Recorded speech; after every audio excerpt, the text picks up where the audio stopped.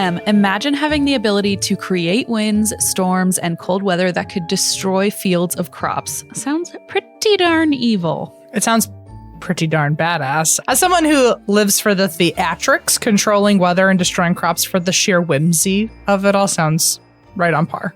Extremely whimsical tornado coming through.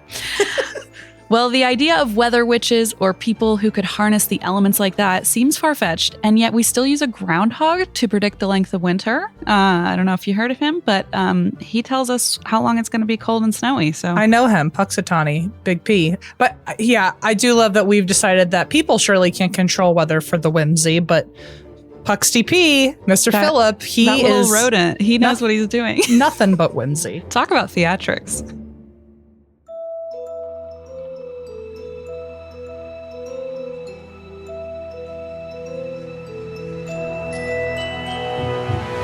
Hi, everyone, and welcome to Rituals, a Spotify original from Parcast. I'm Christine Schieffer. And I'm Em Schultz. Every week, we will explore the evolution of spiritualism and the occult through stories, practices, and the impacts on modern culture. Today, I'm going to be telling you a little bit about the weather witches.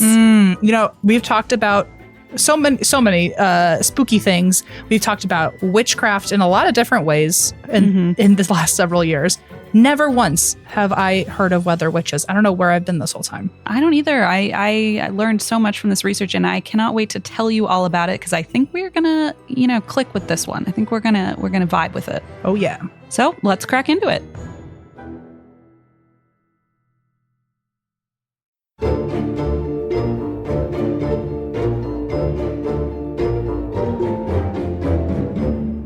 Thanks, by the way, for taking my line on let's crack into it. It felt right, so I just did it. Yeah. Usually, I feel like it feels right to you to just, upstage me wherever you can. Take your content. That's exactly right. Yeah. And on that note, I'm going to tell you a little bit about weather witches. So historically, weather witches were actually called tempestarii. And that basically means someone who claimed or was accused of, important distinction, having the ability to harness the natural elements. So tempestarii, kind of a fancier name. There's two I's at the end of that. Oh, so my God. That's dramatic. It's an old word too. The two I's. You don't do that anymore. Exactly right. Nope. That's some Latin getting involved. I'm glad you said, okay, I didn't know if it was like Latin or something else, and I didn't want to be the person to state which language it was. Fun fact, I also don't know. So right. We're going to find out together on Twitter when people correct me.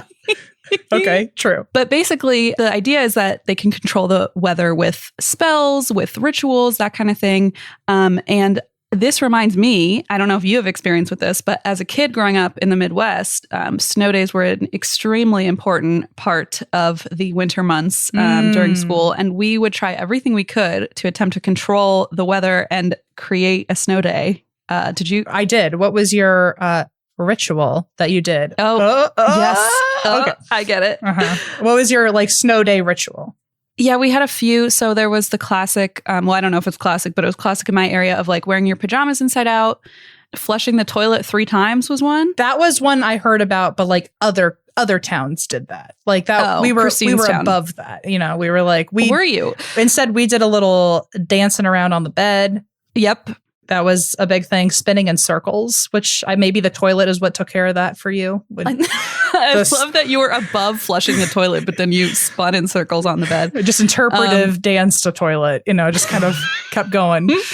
Well, for what it's worth, my mother really still complains to this day because she was like, you were just wasting water. You were up there just flushing the toilet over and over again. Can you imagine if you were a parent with a wonky toilet, and if it got flushed too many times? Oh, you did cause a storm. It was just one in your home. We caused a hyper-local storm. Yeah. But I think the logic, and when I say logic, I use that term very loosely, but the logic, quote unquote, was that it would, if everyone flushed their toilet at 9 p.m., it would back up the sewer or something. Did you have a Google alert or something for 9 p.m.? We never, it was kind of and we had a clock. Okay. I don't know what to tell you. We never had an alarm for that specific time. It was kind of if I'm doing it when I feel it, you do it when you feel it. And universally, we will all build up the energy that causes Yours snow. was much more interpretive. Ours was very strict. But Celine and my friend Celine and I used to write poems. This is a thing that we did to snow. Listen. What? We wrote poems. Like, to Santa? What happened? Hang on. It worked. Okay. I don't know what to tell you. It worked. We wrote poems to the snow, and then we danced around, interpretive dance, and then we taped the poems to the window. Okay, this is getting really It's getting. weird. It sounds like a music video. Like, it sounds like a third grader tried to make a music video. It'd be really deep. So it worked.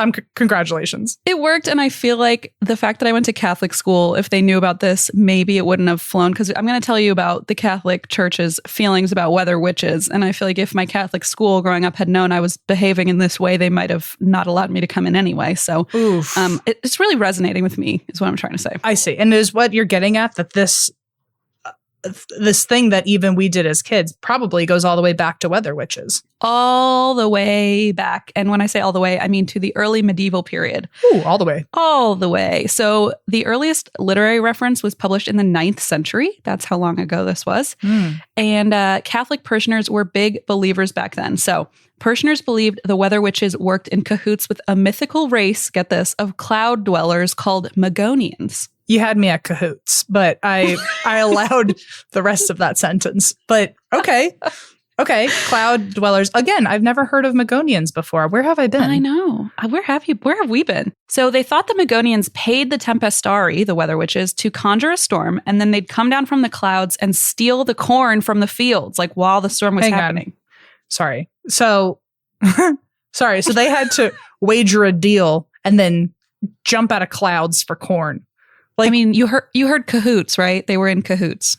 Okay, but there's a lot of things. First of all, very few things I would jump out of the sky for. Corn is not even barely on that list. But it's not even the number one crop I would jump out of a sky for. Like, what are they eating up in the clouds where they're like, I gotta get corn and I'll make whatever bargain I need to with witches to plummet to corn. To plumb it down, there's creamed corn. There's corn on the cob. I don't know if you want me to list corn foods, but I feel like there's a lot of options. Okay, but here's some more options. You know what crop I would do some pretty dangerous things for? Tell me. Potatoes.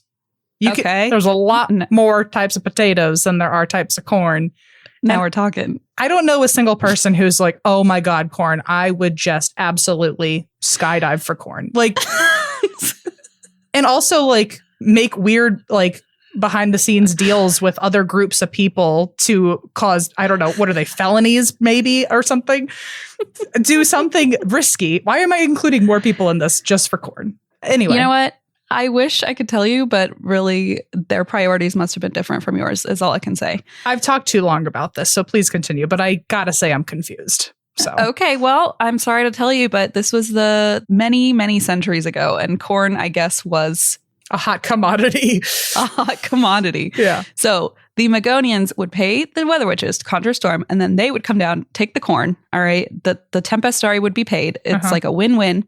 And this is how the parishioners explained extreme weather that would wipe out their crops. Oh. Yeah. So it's sort of like explaining what had happened. And by that, I mean throwing the blame elsewhere. Mm-hmm. The Catholic Church, though, said no way. They were like, witches are not real. Humans don't have powers like this. And they definitely cannot influence the weather. Okay. Sorry. Again, I don't mean to keep interjecting here. However, like the Catholic Church is like, we believe a lot of stuff.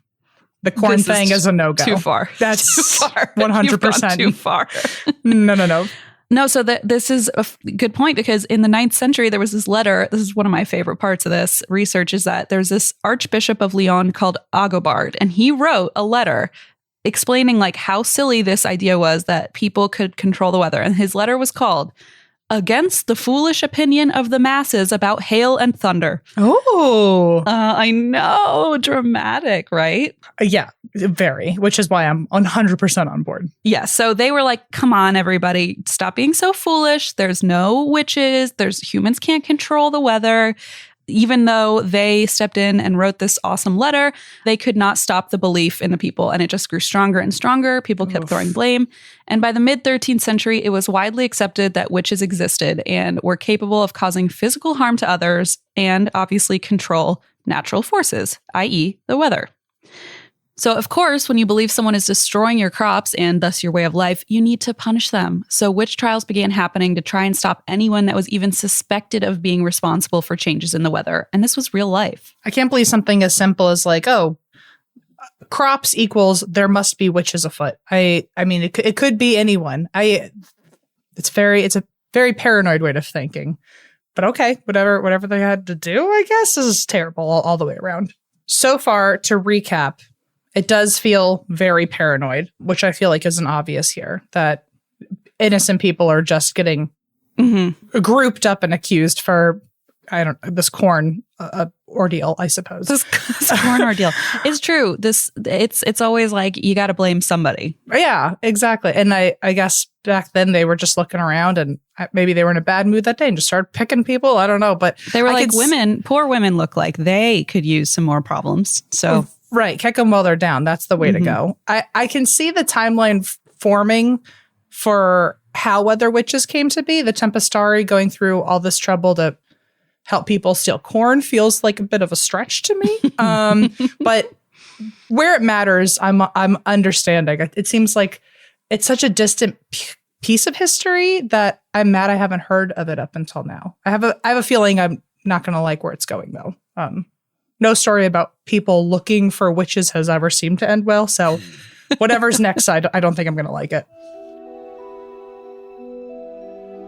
Coming up, we'll dig deeper into the stormy history of weather witches and those trials and executions I mentioned that ended up lasting for way too long. Yeah, I can already tell where this is going.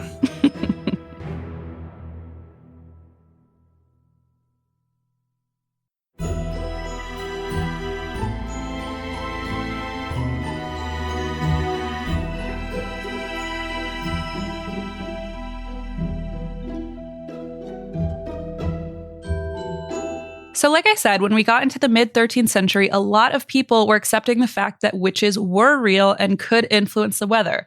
And so now we got people blaming them for crop destruction, followed by trials and executions. So we went from like 0 to 60. Oof. Yeah. Wow. Quickly. We went from like having fun joking about corn to like, now I really just want to like scream into a pillow. So wow. Yeah, it got dark real fast. So of course it did. So in a few minutes, I'm actually going to introduce to you some of these people who are being accused of witches. And by people, I mean mostly poor or widowed women who decided they were, I guess, going to just destroy crops, even though that like also hurts their way of living. So I'm not really sure what the logic was there. I hate to break this to you, Christine, but not once have I sensed logic in this whole experience. But yeah, if you're going to be poor and or widowed and or have to take care of yourself or your own family and you're struggling, why not destroy the very thing that you absolutely need to, I don't know, get back at survive? Something? I don't understand. Okay. Yeah. Yeah. There's corn here and I need it to live, but I know what I'll do. I'll destroy corn. It. Goodbye. Bye. I'm going to give it all away and probably be killed for it. Right. So around the same time, a fun fact, many men actually were getting blamed for being werewolves and cannibals. So it's not only these women that are being accused of witchcraft, but now the men are also in trouble because why not just group everyone together? So it's supernatural blame game in its heyday. I was going to say, in a really horrible way, at least there's finally a level of equality here where everyone's being chased and hunted down for no reason. No one is safe. If there was a movie about this where like all the women are being accused of witches, all the men are being accused of werewolves, they're all running around together, it would be very much my cup of tea until I realize that this is real life and it only contributes to the scream I'll be having with my pillow later tonight.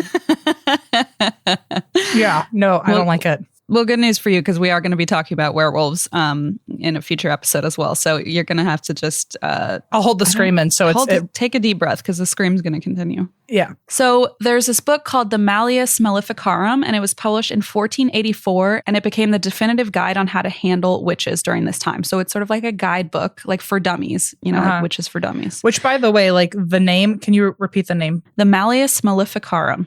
Yeah, that's the sound of a book that only a villain owns, by the way. So like, it sounds very magical. Just the name of the book alone tells me that there's some stuff in there I'm not going to be happy about. I fully agree with you. 1484 is when this book was published. And it was, like a guidebook, how to handle witches. Gave specific guidelines about how suspected witches could be questioned. Ugh. Yikes. Okay.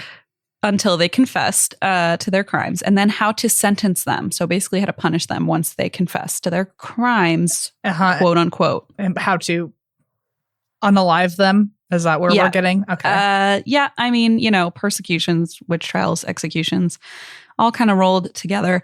So the largest period of witch persecutions happened between the mid 16th century to the end of the 18th century. A little long for my liking, but yeah, I think there we have it. 60 minutes of it was like going to be too much, let alone like a century and a half.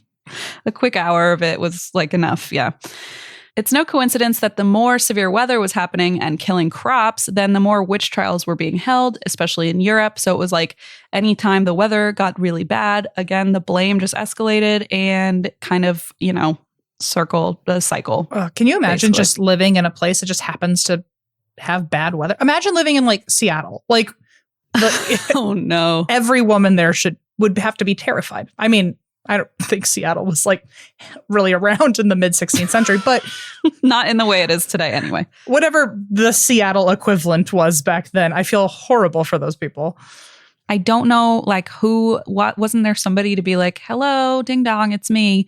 Yeah. Somebody smart. Can you stop doing this? I wrote a big book about it. Wasn't this a big time for like philosophers? Like where was everybody? It was a heyday for those philosophers. Everyone was on like a spring retreat or something. Like no one, I don't know enough about what the world was like, but I feel like there should have been a stage someone could have stood on and be like, a voice of reason, someone who could, stand up and just say like, I don't think they're totally on par here. But you know what? I bet the second someone said that they were against what everyone believed, they would just get called a witch. I mean, that's true. And the weird part too is like, if they're not listening to the Catholic Church, who's like, hello, we're the boss, there's no witches. And everyone's like, usually we do whatever you tell us, but this time we're not going to listen. Like, I guess there was just no hope for these philosophers either. Oh, wow. A real pickle. I mean, a really fucked up pickle, but like a pickle nonetheless. Still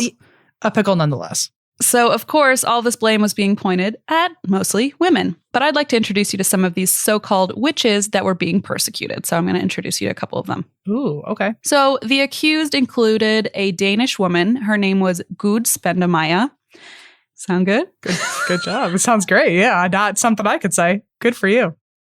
Her witch trial happened in 1543 and was one of the earliest trials recorded. She was blamed for Danish warships not having enough wind to sail during battle. So, sorry. Yeah. Imagine if people came to you today and they were like, so our ships, they're not going the way we want in a war that you're not even participating in. Right. Gotta go, Christine. Like, what? It's your fault. It's just your fault. It's not even looking for reasons at this point. It's just declaring anything. Yeah, it's like making anything up. And of course, because they decided it was her fault the ships were not going fast enough, they tortured her until she confessed. And once she confessed, classic, they were like, see, we told you she did it. And she was burned at the stake. So, God. A lot of people in Denmark unfortunately celebrated the witch executions, and historians estimate that around 250 alleged Danish witches alone were executed during the 1600s. And that's just the ones that were executed. Oh my God. Yeah. There were also a group of women called the Women of Bavaria, which interestingly sounds like a group my mother belongs in, being from Bavaria herself. I was like, oh, the Women of Bavaria, that's me. And then I read the rest and went, never mind. I don't think I want to be part of this. So there were 63 Bavarian women who were executed as witches between 1589 and 1591, and they had been blamed for severe storms that had damaged crops. So in 1594, which was 4 years after the witch trials ended, a judge requested an eternal pillar be erected to commemorate the witch hunt because the harvest had finally returned to normal. So just to clarify, it wasn't like, oh, we're going to raise a pillar in memory of the people we like just horribly treated. Needlessly killed. Yeah. Yeah. It was to, like celebrating. Thank God that worked. And now we have all that corn back. Yeah. Oof. That's how ingrained this was, And all because like there was a perception that women were powerful. Not to take it there, but like, you know what? Very valid point. Like, oh, a woman intimidates you, witch, dead. What does that tell you? A woman is slowing down the warships, so we lost that war. Well, guess she did it single-handedly. I mean, if a woman can control the warships, like you'd think you'd try to harness that, and try to like win the war. I don't know. We could really get fired up about toxic masculinity right now if we wanted to, but we are going to quickly skate on by. We could. Women are powerful. Bada bing, bada boom. Keep going, Christine. All right. Speaking of women being powerful, the third person I want to tell you about is Catherine Grady. Okay. So Catherine, she was on a ship sailing to Virginia in 1654 when a storm nearly caused the ship to sink. This is terrible because she's trapped on this ship and other people decide, they point their fingers at Catherine and say, you are a witch. She caused the storm. And the captain agreed and she was hanged for witchcraft. Yeah. They just picked a random person who was going through the same thing they were. And it's terrible because, I mean, like I said, oftentimes it was women who were, in poverty or who were, unmarried or who were different. And so they were targeted. The outcast or misunderstood or something. Right, exactly. So for all we know, like she just like didn't wave back one morning and they were like, oh, well, she caused the whole ship to almost capsize and including her own death. But like, that doesn't even matter. She should smile more. So I think that she's probably the one tipping over our ship. I want to go punch a wall. Okay. So she was hanged for witchcraft. She was hanged. Christine, these women deserved so much more. Those examples alone, I'm all fired up. I put the music back on, sound booth.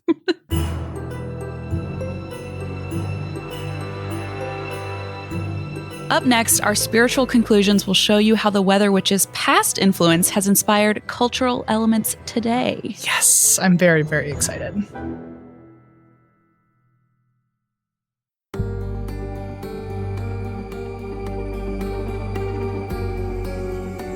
When it comes to weather witches being represented in culture, of course, Bill, I'm sorry, you might know him as Shakespeare, was on top of that. What? After you talked about Philip, the groundhog, I felt a little bit like I needed to have a friend of my own who... If you're a fan of Broadway, the show Six, they call him Shakesy P. So... wow. Well, okay, fine. So you call him Bill, I call him Shakesy P. There's a real spectrum here. Gotcha. I can't win. Okay. Yeah. Well, good old Bill Shakesy P. He was on top of it. He included weather witches as characters in Macbeth, believe it or not. Oh, I might have known that better if I were still in English class junior year. Last time I thought of Macbeth, actually.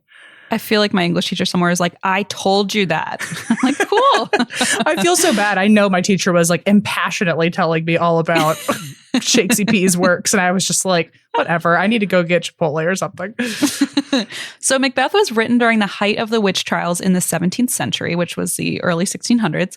And throughout the play and in its staging, three sisters who are alluded to be witches in the story are accompanied by thunder, lightning, and rain as they come into stage. So basically, they are suggested to be witches, and then they have different weather elements, as part of their character traits. And something to fear. Something to fear, powerful women.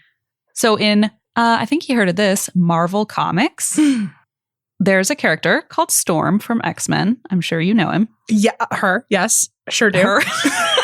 Clearly I don't. Do you call her Stormy P? Like, am I missing? I feel like I'm really on the outs in this episode. No, just a solid Storm. She's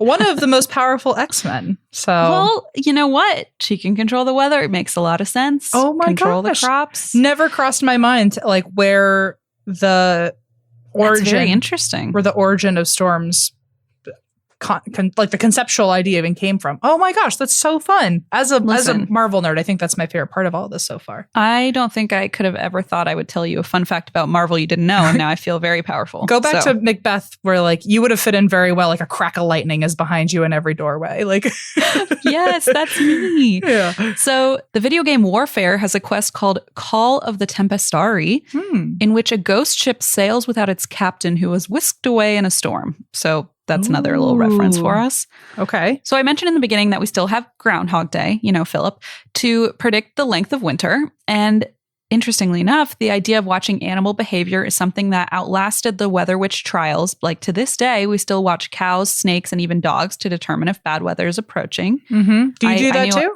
Yeah. Like I always knew that if cows were laying down in a field, the bad weather was coming. I mean, I don't know if that's an Ohio thing and everybody knows that, but I know about cows. I don't know about snakes. What are we up to in the snake field? What are they up to? What are they doing without those little legs? What are they doing? You get me. I don't like that they don't blink. I don't like that they don't have legs. I don't understand. You don't know which way they're going. How do they move? I don't get it. Also, okay, but I do know ladybugs are supposed to... Is it ladybugs? Or caterpillars are supposed to tell you if it's going to be a bad winter or not. What? How do they tell you? Like whisper in your ear?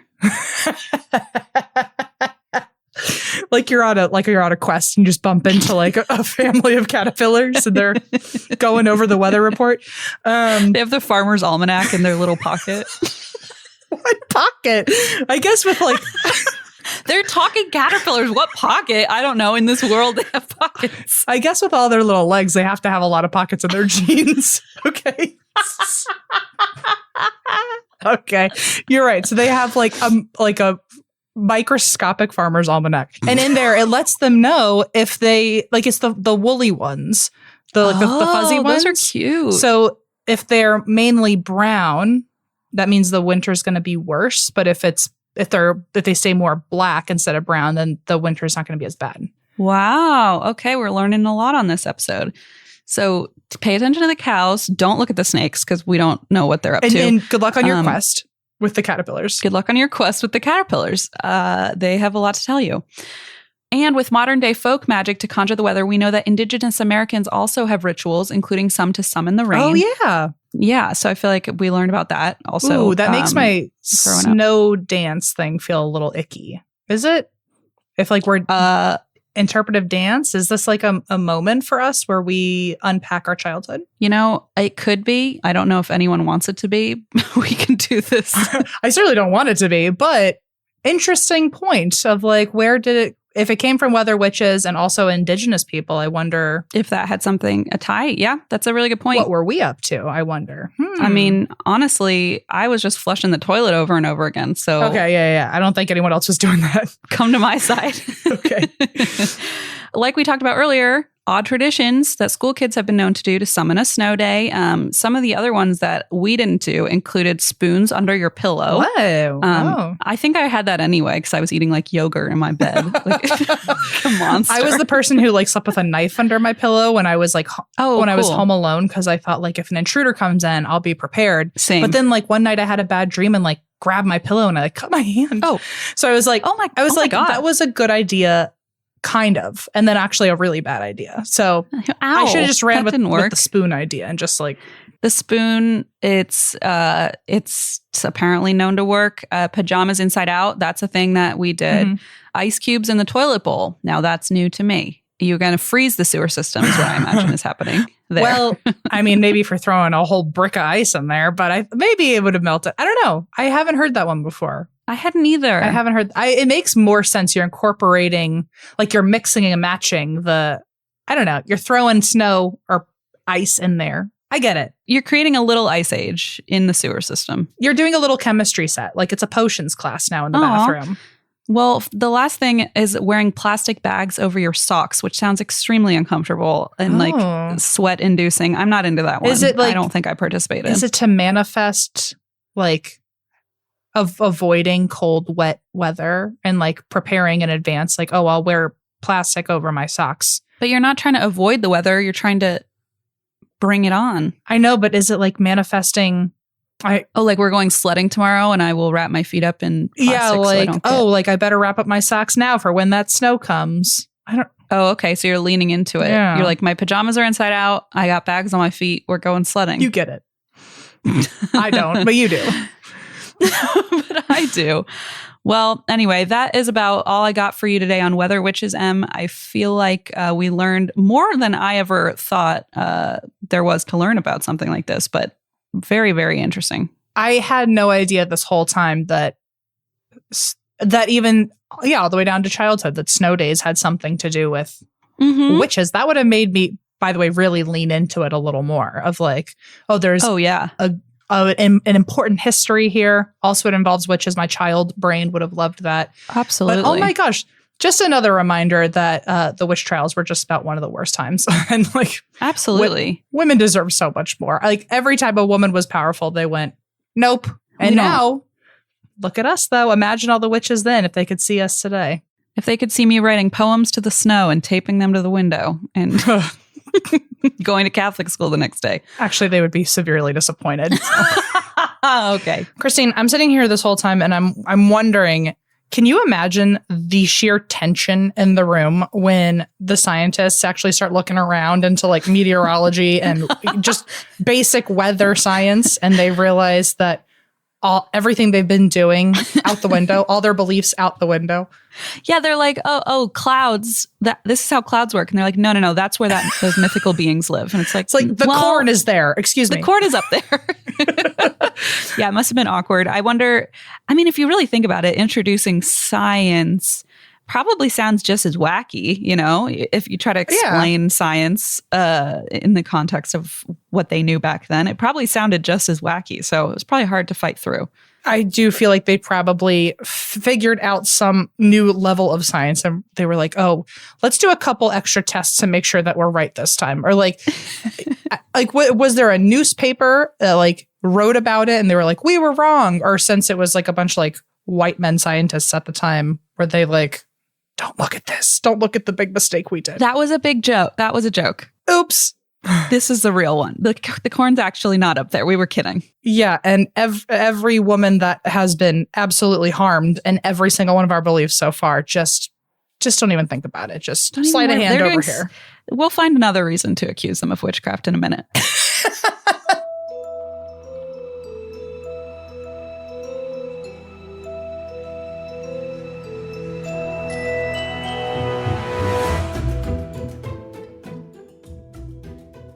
Information on today's episode came from Weather, Hunger, and Fear by Wolfgang Behringer from the University of Bonn, Witchcraft, Weather, and Economic Growth in Renaissance Europe by Emily Oster, Witchcraft in Colonial Virginia by Carson O. Hudson, Paganism in the Middle Ages by Leuven University Press, The New York Times, Scientific American, and Fordham University. Remember to follow Rituals on Spotify to get a brand new episode every week. And you can listen to this and all other episodes of Rituals for free exclusively on Spotify. And if you like this show, follow @Parcast on Facebook and Instagram and @Parcast Network on Twitter. You can follow me @XTeenSchiefer on all socials. And you can follow me @VMSchultz. Thanks again for listening. See you next week. Rituals is executive produced by Max Cutler and is a Spotify original from Parcast. It was created by Max Cutler. Sound design by Kristen Acevedo. Fact-checking by Cheyenne Lopez. Research by Chelsea Wood. It's produced by Kristen Acevedo and Jonathan Ratliff, with production assistance by Ron Shapiro. We're your hosts, Christine Schiefer and M. Schultz.